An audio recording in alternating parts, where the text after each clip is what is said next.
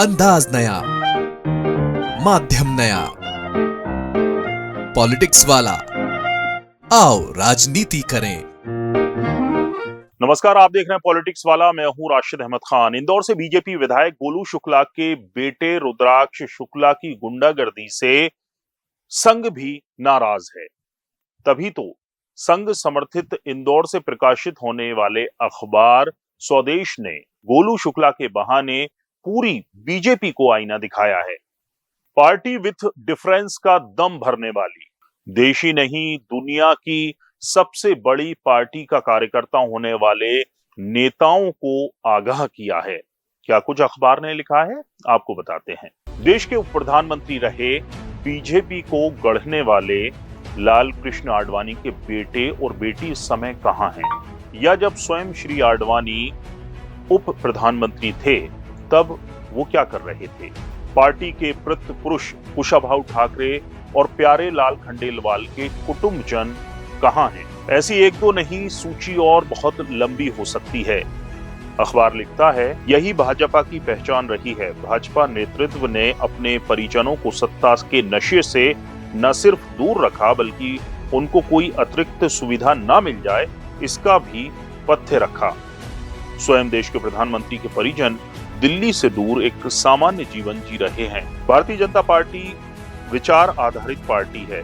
Party जिस विचार से प्रेरणा लेती है, उस विचार का संगठन अपने पंच परिवर्तन के संकल्प में एक नागरिक कर्तव्य पर भी जोर रहा है।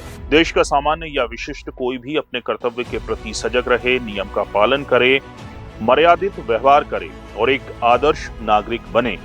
प्रधानमंत्री मोदी ने स्वच्छ भारत अभियान से कुछ सालों पहले इसकी शुरुआत की थी, पर इस बीच उन्हीं की पार्टी के नेता परिजनों ने परिदृश्य भयावह और निराशाजनक बना दिया है।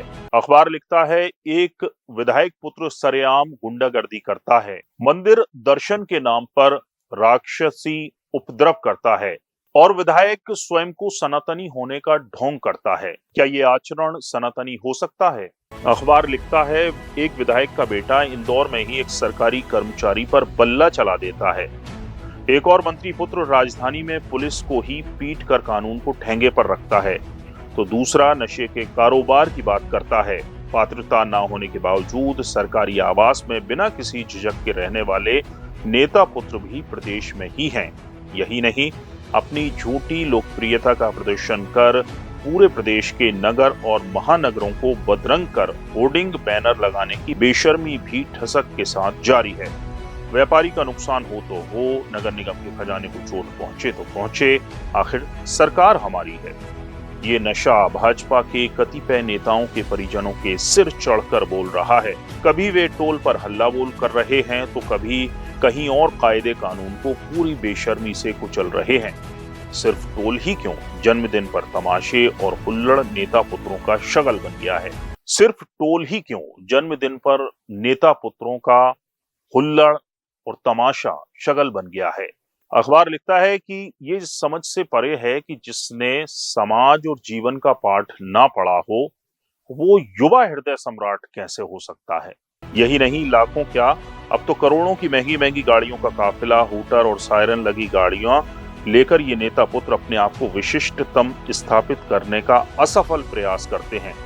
प्रदेश सरकार को भी चाहिए कि पात्रता होने के बावजूद किन किन नेताओं को, उनके परिजन को सरकारी सुविधा मिली हुई है, इस विषय की गंभीरता से जांच कराएं। क्या कारण है कि एक आदमी के लिए कठोर दिखाई देने वाला पुलिस प्रशासन नेता पुत्रों की लगभग चाकरी करते हुए दिखाई देता है? यह सब ऐसी परंपरा बनती जा रही है जो पार्टी की छवि में दाग लगा रही है। संभव है कानून की किसी धारा से ये सब पतली गली से बच निकले, और बचते भी रहे ही हैं, पर जनता की निगाह में ये सब उतर रहे हैं। आवश्यकता और समय की मांग है कि भाजपा नेतृत्व समय रहते नैतिकता का चाबुक चलाए और कठोरता का पाठ पढ़ाए।